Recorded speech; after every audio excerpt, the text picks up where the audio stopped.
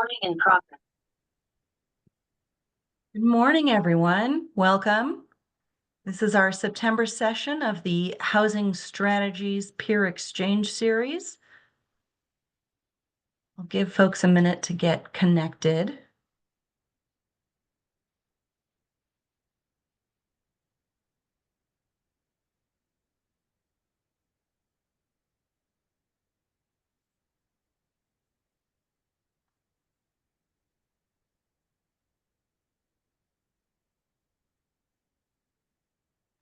Good morning, Mark. Yes, we will be recording today's session and we will share the recording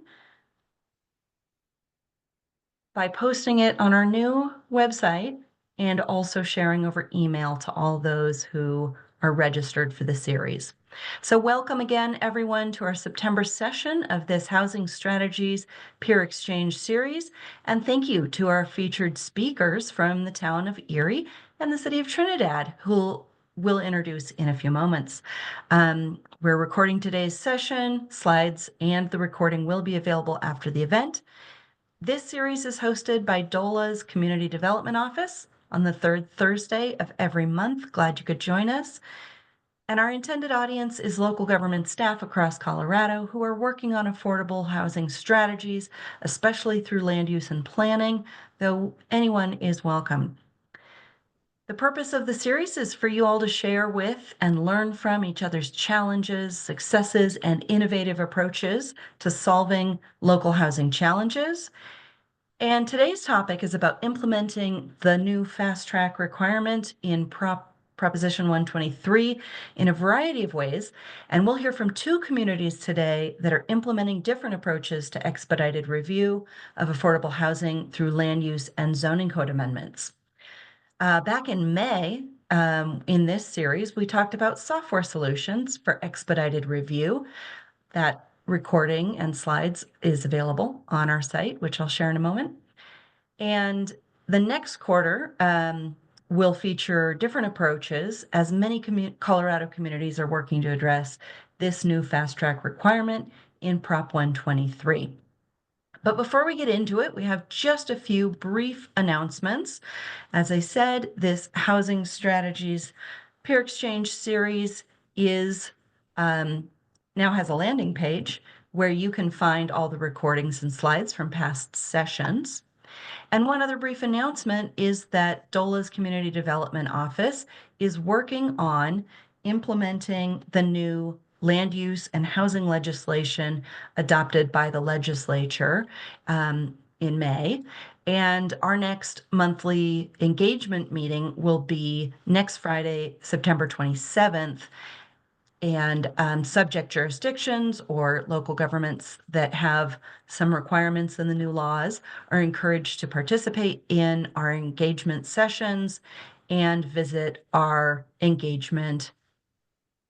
Engage DOLA website with new details on all of those land use and housing legislation items. And now let's dive into today's topic. We have two speakers again, but brief intro and announcements, and then we'll take about 30 minutes with our speakers, and then hopefully we'll have plenty of time for group discussion and Q&A, and then we'll try to end before top of the hour with announcements about the next sessions. So very briefly, in Proposition 123, there is a new requirement that in order to remain eligible for Prop 123 funding, local governments will need to implement a system to expedite or fast track review of affordable housing development applications within 90 days per application. This isn't required until 2027, and the law gives local governments a few years between now and then to get their policies and procedures aligned with this new requirement. DOLA recently convened a stakeholder advisory group, and we published guidance on what that law requires, along with a list of strategies local governments can consider as they begin this effort. You'll find that website on DOLA's website. Just a Google search will get you there too, Prop 123 Fast Track, and we've got a lot of info for you as you consider implementation efforts. because we know each community has a very unique process. I also want to highlight that Prop 123 created a grant program that can fund local government implementation efforts of Fast Track. The primary focus of this program is supporting you with fast tracking affordable housing, but this funding can also support capacity for other planning efforts that help you achieve Prop 123 requirements. That funding cycle is open now through September 30th. We'll have another funding cycle in February of 2025, and the link to the grant program will be provided in the chat. So without further ado, let's hear from our first speakers today. First up, we have MJ Adams, Affordable Housing Manager with the Town of Erie, and I'm going to stop sharing and let MJ take over at this time. Thank you for joining us, MJ. Happy to do that. And let's see. I think this should share. Is that showing full screen? Looks great. Excellent. Thank you. Well, thank you, Robin, and thank you, the state of Colorado. It's really great to be here and talking with this, and I love this housing strategy peer exchange that you've set up because it's been incredibly valuable for me. My name is MJ Adams. I'm the town affordable housing manager for the town of Erie, and I landed in Colorado last spring after spending about 30 years in Massachusetts working on affordable housing and community and economic development. So I was excited to come out here to Colorado. It seemed as if Colorado was stepping into a new space in terms of public involvement and leadership with affordable housing, and I was very interested to come out here and to participate. And I was had the good fortune of landing in the town of Erie, which had just created an affordable housing division in its planning and development department, and was looking for a staff person, and I landed the job. So let me tell you a little bit about Erie. Let's see, advance the slide, right? Yes. Erie is in the North Metro Denver area. It's in a very sweet spot, a little to the east of Boulder, a little to the north of Denver, a little to the south of Fort Collins, and not too far from Denver International Airport. And it's an area that's been experiencing a lot of growth. And the town of Erie has experienced incredible growth over the last 20 years, growing from a population of, I think, close to maybe around 10,000 in the year 2000, when we're up around 30. Right now, we're about 36,000. So it's seen a lot of growth, especially in the last 10 years, just a tremendous amount of growth. And we're continuing to see strong growth pressures. And as we've seen this strong growth happening, we've very much been seeing the impact on that growth in terms of housing prices as it's been happening in the Denver metro area. So like I said, we're in a very sweet spot. We're a lovely little community. We're very suburban. We have very little public transit, but we have had a lot of open space. And just by our proximity to Route 25 and 470, we're in a very sweet location. And that, of course, has attracted new families and new households wanting to live here. You can see from some of our housing stock data that our current and projected units around housing is really changing a lot. Right now, we sit close to 13,000 existing housing units. We have slightly more than about 2,500 units that were actually in construction with active building permits at the end of last year. We have another close to 5,000 units that are entitled, meaning that they could pull a building permit almost any time. And then we also have a pipeline of what we see on our horizon with some major developments that we're planning. So we see about another 10,000 housing units being developed probably over the next 20 years in our community. So you see from right now, with our housing stock of about 13,000 going to 30,000 20 years out from now. So that's a pretty significant growth curve. And as we look at how construction is happening, we're issuing about 600 building permits a year for new housing units. And taking a look at our current affordable housing stock, according to the baseline that we developed for Proposition 123, we have 167 units, and that includes both 12 income restricted units that we are aware of, as well as another 155 naturally occurring affordable units as they used in the methodology. So that means that about 1.3% of our housing stock right now is affordable. And with Proposition 123 last year, we set out a goal of increasing our affordable housing units by 5 per year. And I always remind people that 3% of a small number is a small number. So that's why the 5 units a year it was our goal, is our goal. And I'm actually happy to report that we've actually exceeded that. We've met our 3-year goal already with our first fast track development that's been approved. So why did we decide to do fast track? Well, there was a very strong recognition that the permitting process had a long timeline, and that increased both risk and cost to the development process. And we were seeing that play itself out in our own. It takes about anywhere from a year to 18 months to get a development through the review process here in Erie. And we recognize that time and cost and risk made it more challenging to build affordable housing here in the community. The second thing is we recognized that it would be required for Proposition 123. When I arrived from in Colorado last year, Proposition 123 was something that we were all learning about and coming to understand what the Proposition 123 commitment would require. We were hearing fast track. We were hearing, the percentage growth rate, trying to figure out our baseline numbers. But we knew that fast track would be required for Proposition 123. So it was on our horizon.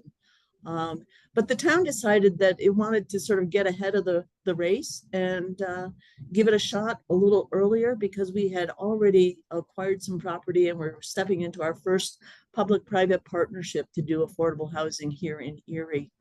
And early conversations with the development expressed the desire to look at an expedited development review process. And so we wanted to give it a shot. And then I'll also say, and this is critical, is that town leadership was very supportive to making change that would help advance our affordable housing efforts.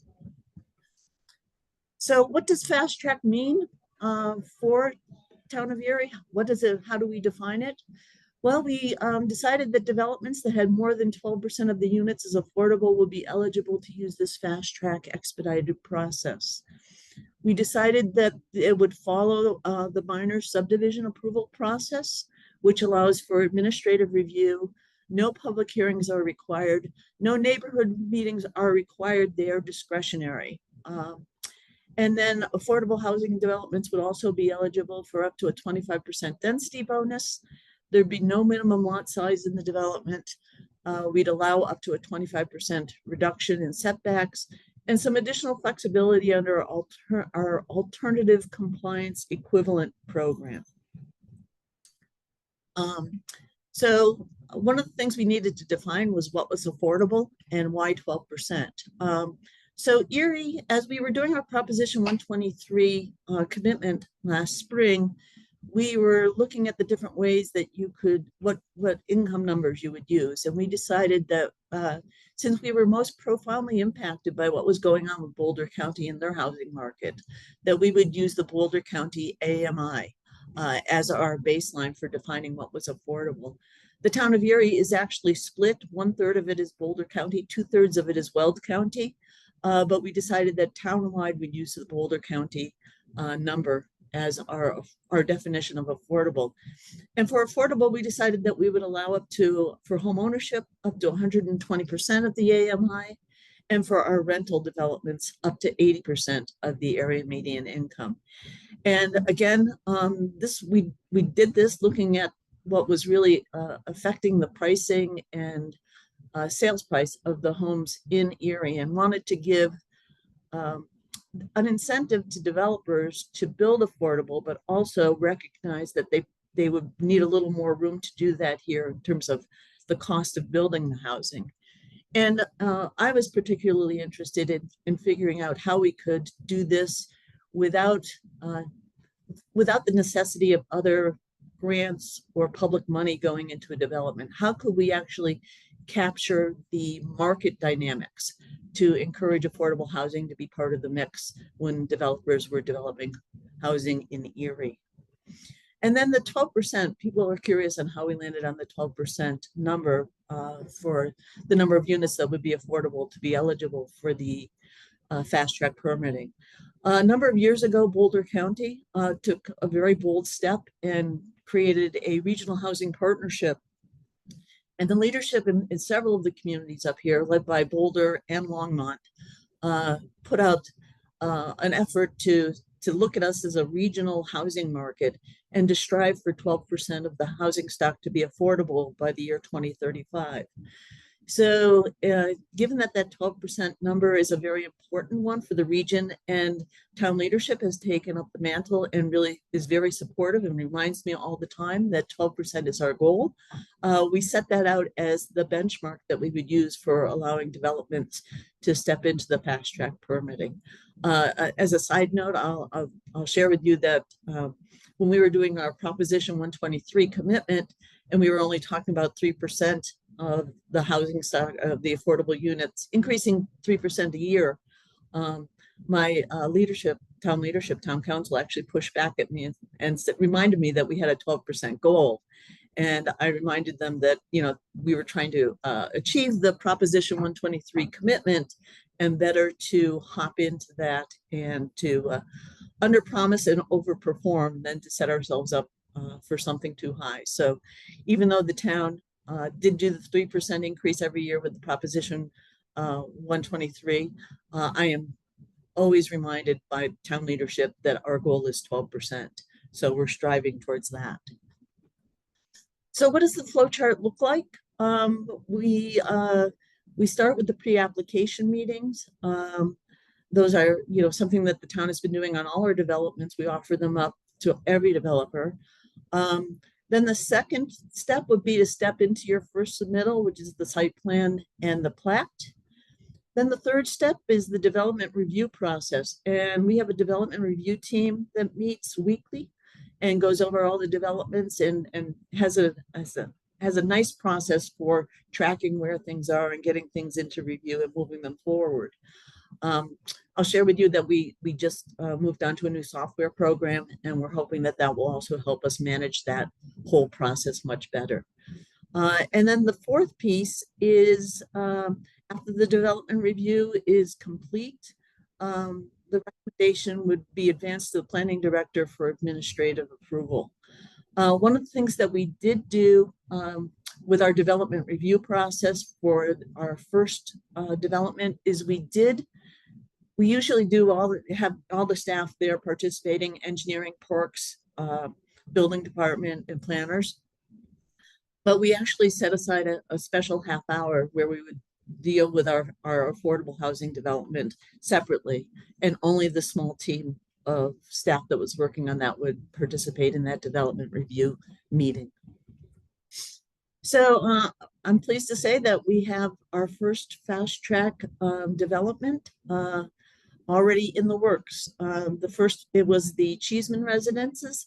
As I said, the town of Erie had purchased a piece of land, had put out an RFQ for a developer, and has selected the developer by the time I had arrived here last spring.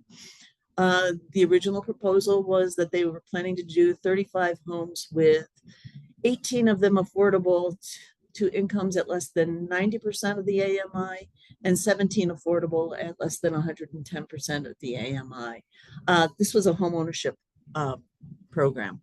And you can see the property on the left is the site. It was actually, there was a couple of old single family homes on the site that we had to demolish, but it was a fairly level, clear site with infrastructure in the adjacent streets. And very close to our old town, downtown. So it was very close to sort of the community center. It's across the street from the middle school just down the street from the elementary school, in very close proximity to our downtown. And you can see on the right-hand side, the developer's sort of original concept of what they wanted to do on the site. It was a mix of townhomes and single-family detached homes. So, and this ended up being our timeline, that in May of, we selected the developer in April of 2023. In May, we started pre-application meetings, and those were just very informal sketches of what the site would look like, what they were thinking. Then in July of 2023, we actually adopted the fast track permitting process. By November, we had the first submittal from the developer. We decided in our fast track process, the neighborhood meeting is discretionary, but we decided that that would be a good idea. So we held those neighborhood meetings in December. In March, we went through and had the pre-development agreement that was approved by town council. And in the pre-development agreement, we were essentially locking down the number of units that would be developed and sort of the big ideas on the site. In April of 2024, we had building permit applications submitted. And in June of 2024, we had the final plat and the DA approved, and then had building permits issued. And in July 2024, horizontal construction started.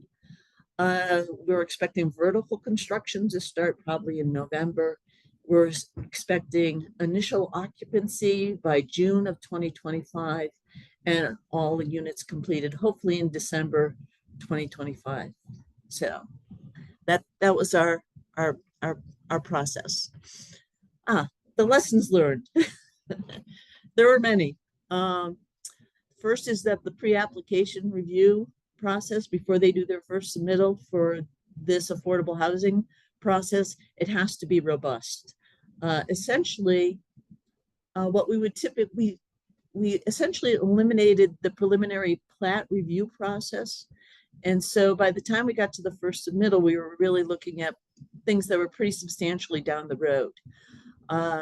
And as we came out of that process and sat and sort of talked about it, we realized that the pre-application process needed to be extremely robust with the affordable housing developments.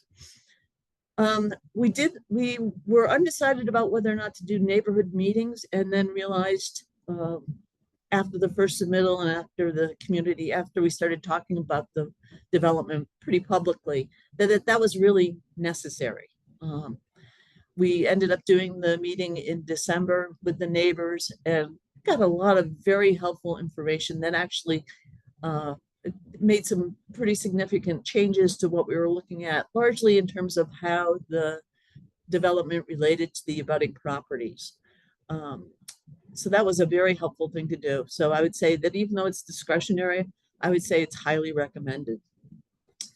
One of the things that was very clear to us as we were going through the development review process is really the communication back and forth with the development team and the completeness and quality of the materials that they would send back to us.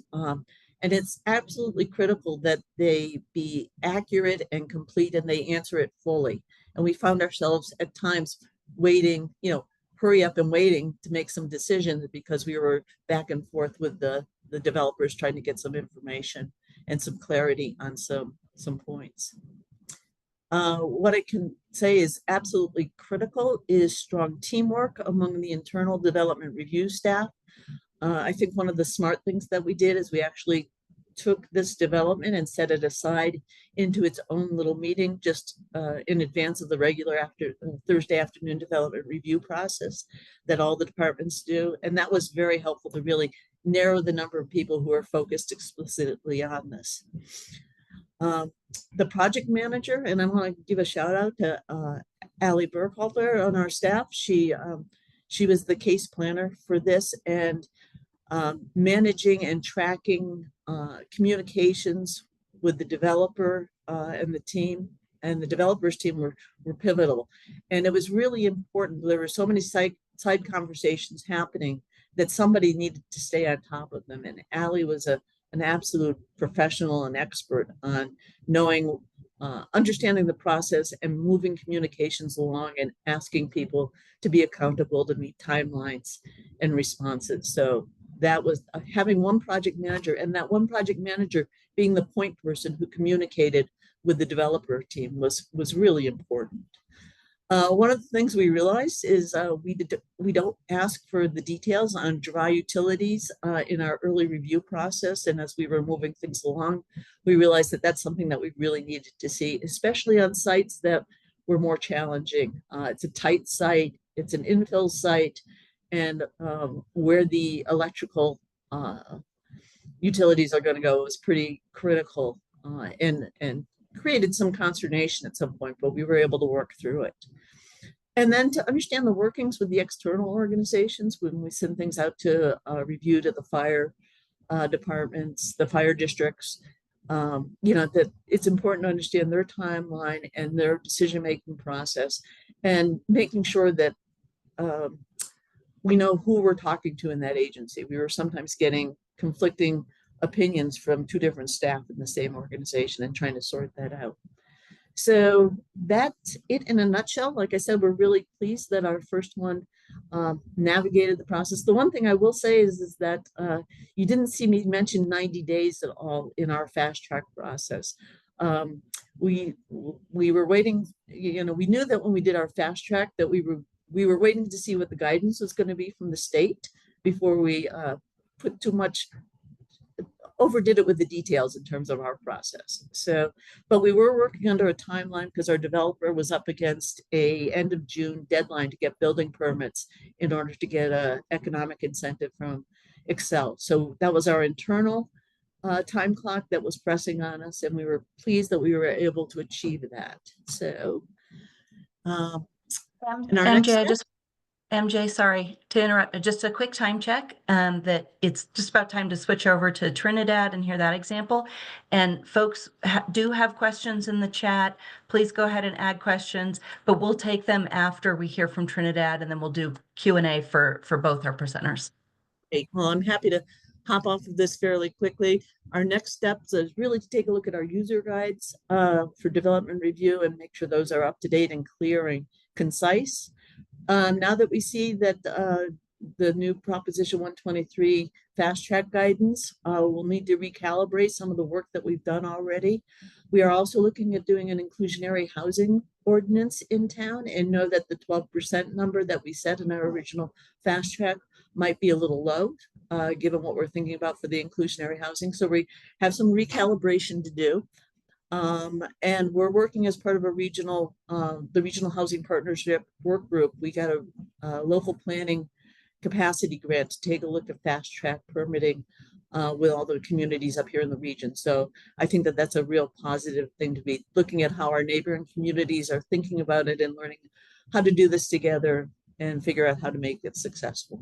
So, and that's the end of my presentation. So I'll hand it over and thank you. Welcome, Nick Mason from City of Trinidad. Thank you, MJ. One second, let me get the slide. And again, folks, while he's queuing that up, please go ahead and paste some questions into the chat. MJ might be able to respond to the questions in the chat, and then we'll do them verbally towards the end.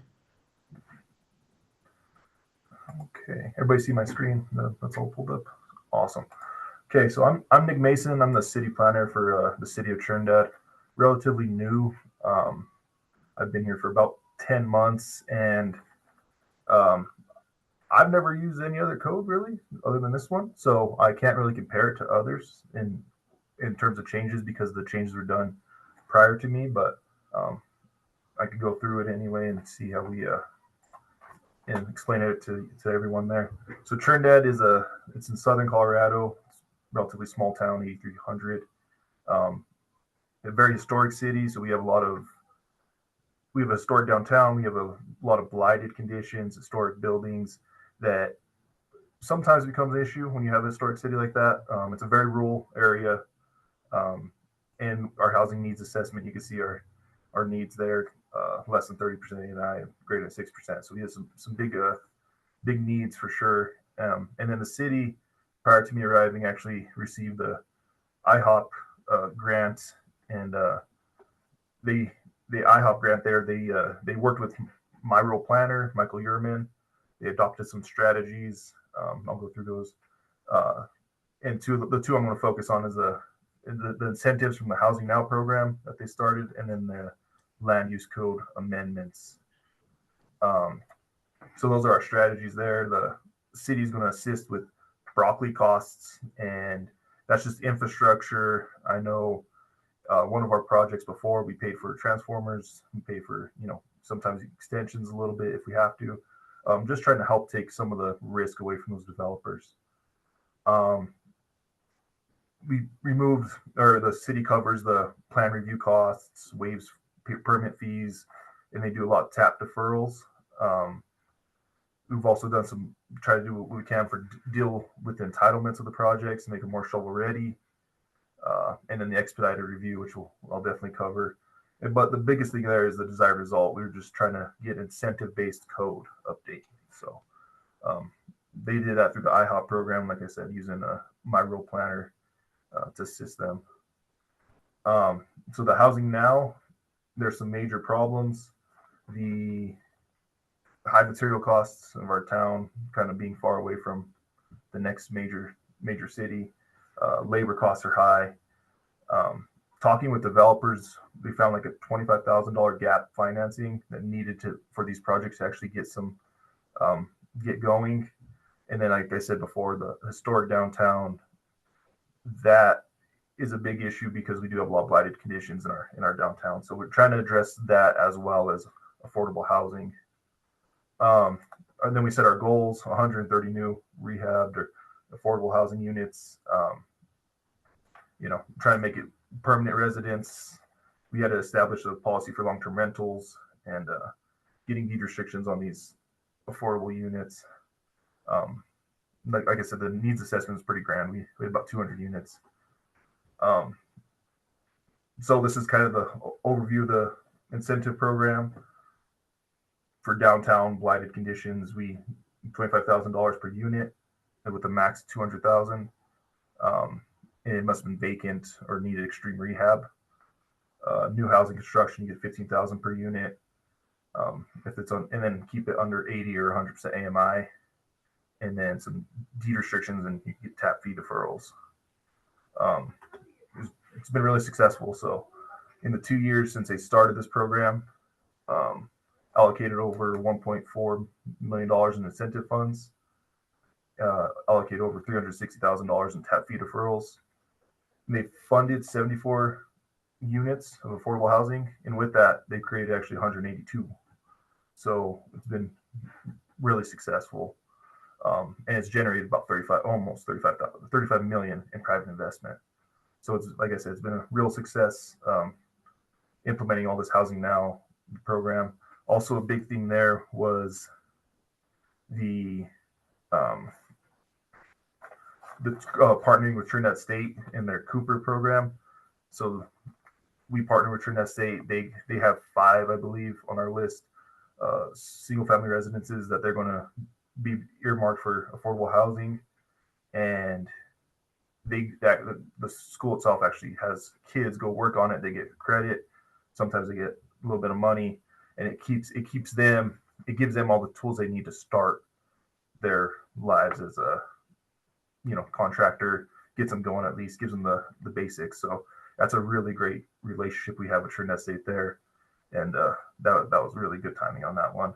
Also, the grants, we sometimes, everyone knows grants, they have timetables, deadlines, and we've had a couple cases where getting through with our expedited review process actually has helped us quite a bit, because it gives us a chance to maybe get a grant or get something in place before a deadline hits. So that actually came up my last Planning and Zoning Commission meeting. So we got a minor subdivision done, and it's because it takes weeks instead of months. So that was really great there. The review process, we kind of have three different reviews. We have the administrative, which is just the city's director's approval, the limited impact, which takes planning zoning variance approval, and the major impact, which is planning zoning variance commission and city council approval. The administrative is really simple, reviewed with city staff and then approval by the district or the director's approval. For limited impact, we have you can see the uses there, variance, minor sub, anything like that, conditional use. It takes, I should go through the process. So the process for this, we do a pre-application conference similar to Erie. And in that, we do a similar thing. We do a development team meeting. So we have a time slot every Tuesday at 8:30. I have the attention of every department utility, a department head for every utility. I have the fire chief, any of the upper management people, city manager. I have all their attention, and we could slide any potential applicants into that slot and tell them, you'll have everyone's attention. That's an ongoing, always set date. And that helps with identifying any major issues, major questions. It also just helps introduce the project because the applicant gets to speak about it, and it's real direct, and it does save us quite a bit of time in the long run. After that, they'll do a submittal. The city we do 14 days to approve the submittal or come back with comments if there's any issues. Then it's reviewed by city departments. They have 20 days prior to the planning commission meeting to get comments. And a lot of that review by the cities, it's really easy because we did that pre-application conference. So that is a big step in this process. And then finally, it's planning zoning, final approval, which is really nice because it keeps the process pretty fast. And I could say going through this, it takes us about 4 to 6 weeks to get through a limited impact review. So major impact review will, you see all the uses there, development, but we will do multiple at a time. So if it's a major subdivision or rezone, we'll do them both. We'll hear them both at the same time, keep them in the same process, just to expedite everything. And it's pretty common there, annexation, everything like that. And the process is similar. We do a pre-application conference, again, development team, get everything going that way. And then we'll do a concept review or conceptual review and that's held jointly with city council and planning commission. So this is the big one here. And this is just with a preliminary submittal, the same thing they probably took to the pre-application conference. And it's just high level feedback from planning commission and city council. And we don't start their clock as far as you submitted something to us. We don't require an application, actually. This is prior to that. And then once we get to that point that they have their high level feedback from city council, planning commission, they submit their full application, their full submittal. And that's when our clock really starts.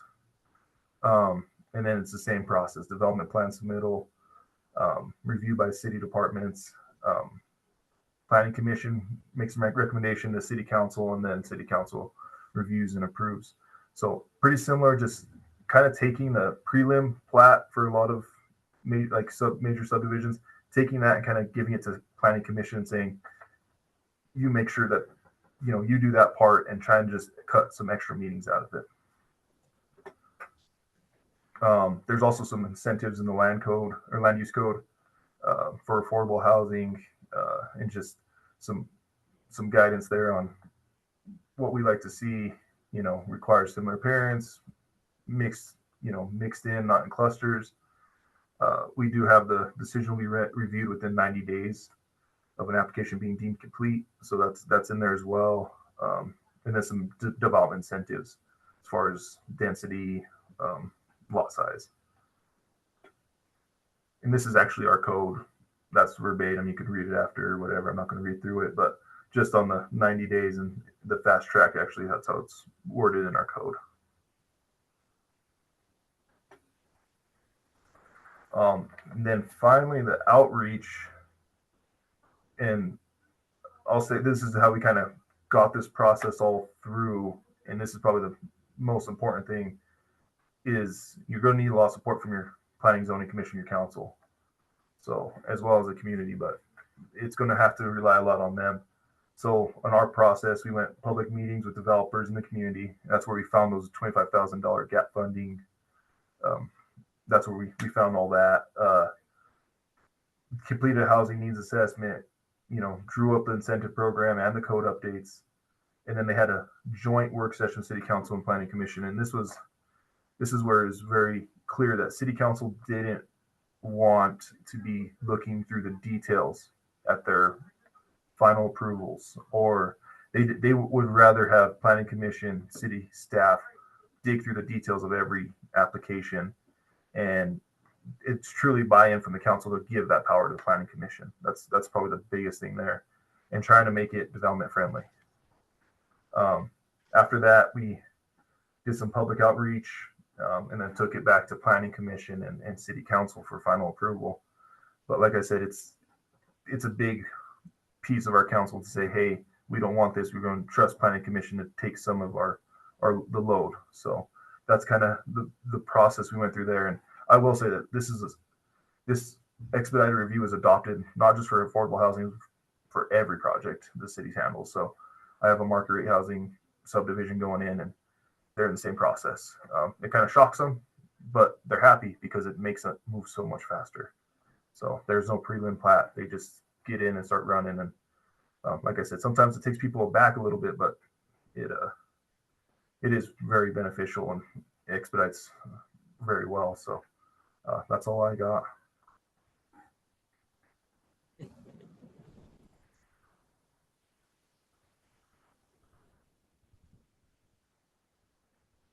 All right, thank you so much, Nick. And we have had a lot of questions in the chat, so we'd like to utilize the remainder of our time right up until 9:55 for some Q&A. Would anybody like to start us off by raising their hand to ask a question verbally? Otherwise, maybe my co-presenters can help read off some questions in the chat or in the Q&A and get us started.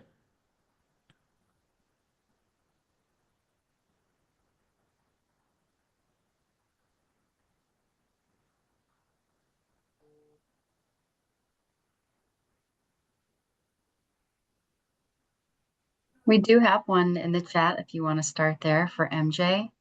You mentioned you have new development software, and then Allison put in the answer that you have Central Square eTrackit in June of 24. Anything else you want to add there? I'll check in and see if Allie wants to add something. She was one of the point people in terms of figuring out how to implement that. Yeah, thanks, MJ. So the town separately from separately from the fast track process, did launch Central Square and eTrackit for the public service side.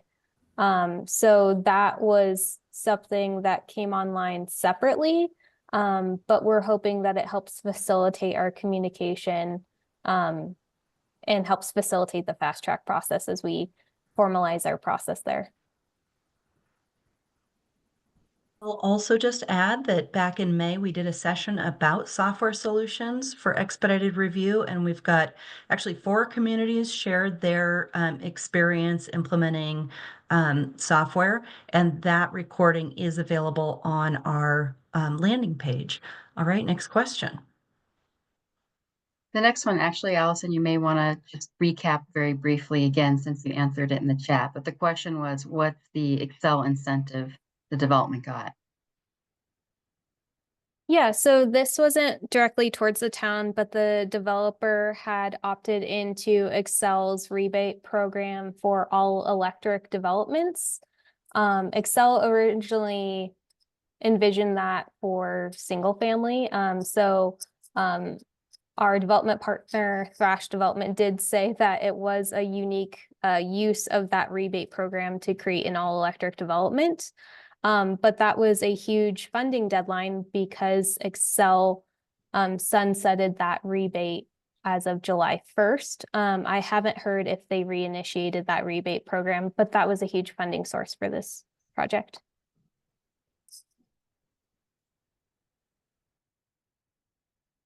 Thank you. Okay, I think the next one is from Sue from Fort Collins, Trinidad. How do you calculate the fee deferral benefit?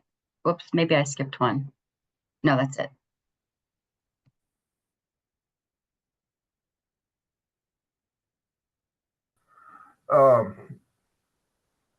So there's, let's see, we have, I'm sorry, what was the question? All right, actually, there's a couple of them, so maybe you can kind of group your answer. One of them is, how do you calculate the fee deferral benefit? And then there's also questions about, can you just elaborate on the TAP fee deferral program? How is the city managing impacts to the general or enterprise fund? Yeah, so our economic incentive funds is a separate pot. So there's actually internal transfer from that to the enterprise. So if someone gets a transformer, they get it'll be transferred over to electric. So they still get paid, the electric, the gas, the water. Everybody still gets, the enterprises still get their money, but that's how that's done. As far as the benefit, I'm not terribly sure. I think we have our tap fees are, tap fees are pretty laid out. Oh yeah. As long as there's a deed restriction, we can extend that tap fee deferral. We just, any affordable housing, we'll take out of that pot we have and pay for our fees just like we would, like I said before. So it's all based on how many affordable housing units you have in your development. So it's just that rate gets pushed to whatever it is per tap, that gets pushed into that gets pushed to the enterprise. So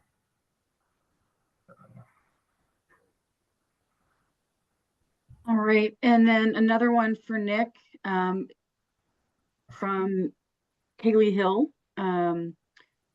She says, did you say that you are considering the council process that is a part of these developments as a separate process from the development review, or is that being incorporated into the 90-day review for the development application?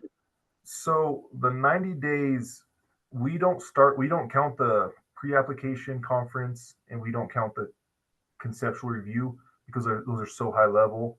There's no detail. There's just, this is our project. We're looking at this, this is what we're targeting.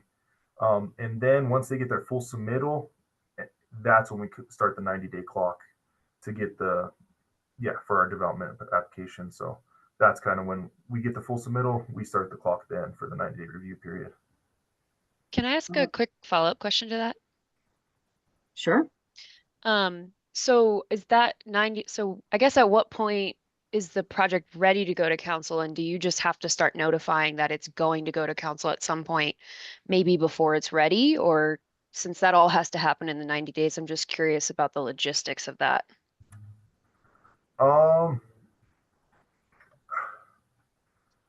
So Nick, do you want me to jump? Let me help you out here. Michael. Sorry, I helped with the code rewrite on this. So the 90-day clock starts at each submittal. So for the Planning and Zoning Commission, because it really only applies to the major impact development, right? Where you have a planning commission and then a council. So the 90 days starts for the first review at planning commission. And what happens is typically, like, think about it as preliminary and final plat, because the council meeting requires final plat submittals. The 90-day clock again starts again once they submit their final design package, subdivision improvement agreements, all those regulatory, statutorily driven stuff again for the council. So there's two 90-day clocks. There was no way under state statute for us to achieve the 90-day expedited review with like major subdivision. And the reason for that is the statutory requirements for ordinances to get those approved. So we did separate them. We typically can get it done almost in 90 days. but the larger, more complex applications that we see that require a subdivision improvement or annexation is a perfect example. There are statutory timelines around annexation that just prohibit, because of public noticing, prohibit you from achieving that 90 days without having to restart the clock when they resubmit for the council meetings. Okay, thanks. And Michael Yearman also added some more information in the chat about the incentive funds. And then we have another question from Kaylee. This one is for MJ. She asked, can you talk more about the alternative compliance equivalent program? I can, but I think Allie can speak more directly to it. Allie is the one who knows the details on the alternative compliance. We had some prior to our fast track. We allowed some alternative equivalent compliance on some aspects of our review process, but we expanded the number of things that you could request alternative equivalent compliance on around parking and loading. Allie, do you want to speak to that a little too? Yes, so our AEC program is similar to, as everyone's familiar with, like a variance program, but instead of a variance going to the Board of Adjustments, this allows for similar variance type items to just be administrative and reviewed by our planning director. And so those items eligible would be architecture or landscape standards. And then, as MJ mentioned, our affordable housing ordinance expanded it to parking to allow for parking reductions to be administratively reviewed by the planning director and not go to the Board of Adjustments.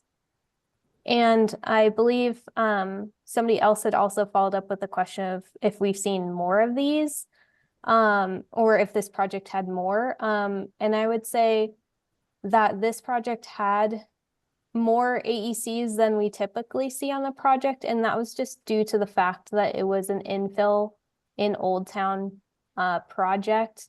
And our code, as it currently is written, isn't really set up for infill projects. And so that's kind of on our task list with our code update coming up to kind of address more infill design standards. And our code wasn't really written for infill. So that's why we saw more AECs on this project, not because of like the nature of its affordable housing. Thank you. I'm going to skip down to a question from John Threewitt. For both of you, do you place a time limit on the applicant revisions or submittals after each review round? And have you seen the number of or scope of revisions reduced with the DRT meetings?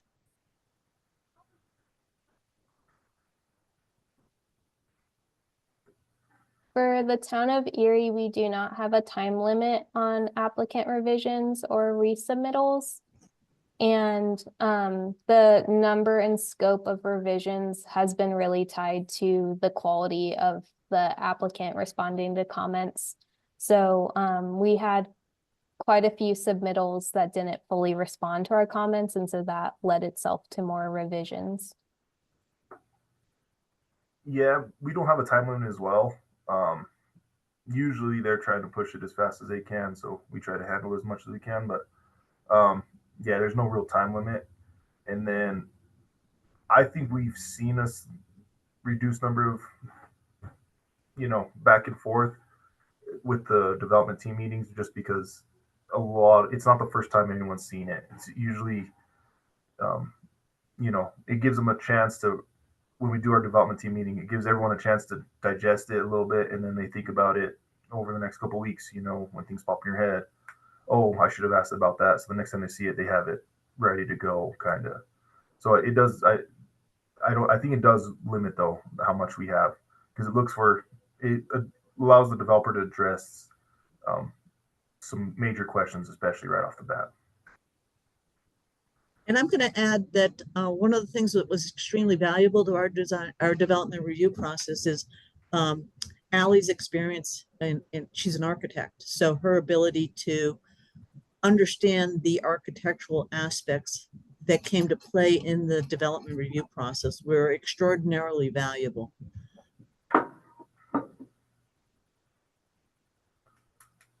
Before we go down to the next question in the chat, I just wanted to see if there were any other people who wanted to raise their hand. Or Actually, just- if I could jump in, Lisa, because we're at 5 minutes to top of the hour and before folks have to run to other meetings, I just wanted to share the future topics for the next session and a couple other quick notes on Fast Track. Just a reminder that when you read DOLA's guidance on Fast Track, subdivisions are excluded. It's not the 90 days is not required for subdivision applications. There are a lot of nuances about what type of applications are required and which are not. Like with PUD, it depends. So do take a close look at that. If you have specific questions that were put in the chat that did not get answered, we can help connect you with the presenters. Presenters, are you willing to share your contact information so people could reach out to you? Okay, great. So I will send a follow-up email to everyone who is registered for the series with the recording, the slides, and contact info. Then lastly, I just wanted to share with you all that the October 17th session next month, Lisa will be leading us with speakers on transit-oriented development. In November, soon we should be publishing DOLA's new template land development code that a great team of consultants helped us with a lot of community input. And that should be available and we'll present on that. And then December 19th, do folks agree that that gets a little close to the holiday travel season? Should we postpone to January? Feel free to put your feedback in the chat there. But then probably in January, we'll do another topic on Fast Track and kind of look at it from a different angle. So stay tuned for that. If you have other suggestions for future topics, throw them in the chat right now. And then, of course, we do try to choose these topics kind of based on what's current hot topics and also based on the feedback you gave when you all registered for this session. So thank you again to our Robin, presenters today. before we Yeah. end, I just wanted to share one more opportunity with everybody here today. The Colorado Sustainable Development Code Challenge is still accepting applications through October 1st. This is a great opportunity, especially for smaller communities, to have the staff from the Colorado or from the Sustainable Development Code assess your codes and help you kind of look at some of the challenges that you're facing. I am putting the link in the chat. The application is pretty easy, but that link will also take you, you can learn more about the Sustainable Development Code, has some really great resources. But really, like I said, a really great opportunity for smaller communities who may not have the resources to do this kind of work on your own. They'll be selecting 1 to 2 communities to do this work. And so I encourage you to apply.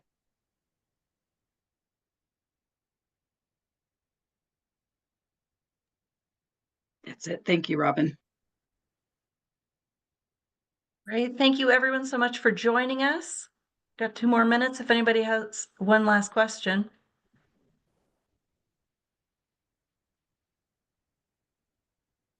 We did get a vote for talking about lean methodology to design their fast track process. We do have a couple communities that were awarded local planning capacity grant funding to do exactly that.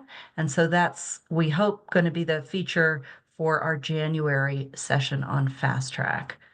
More to come. Also, a session on this topic will be at the APA Colorado session. We'll have MJ Adams and the city of Grand Junction sharing their fast track implementation process. So please join us on Thursday afternoon at the APA Colorado conference. And of course, the whole conference has affordable housing sessions every hour of every day. So hope to see you up in Loveland in a couple weeks. Thanks, everyone. Have a lovely rest of your Thursday. We'll stop the recording and end.